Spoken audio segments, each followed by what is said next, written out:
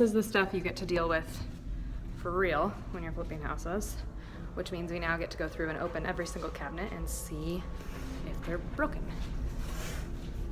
As you can see, this one has a giant crack through it, and then the back corner there is all jacked up too. So this is actually the second cabinet we've opened that's been like this. So here we go, back to opening them all up and seeing,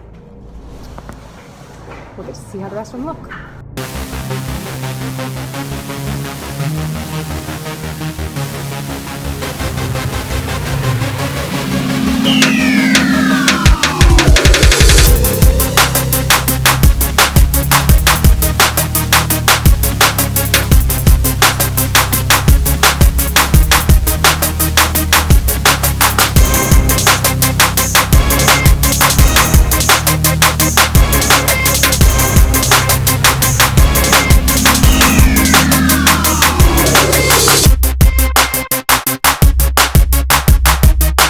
Okay, so good thing we decided to check because we just found another one.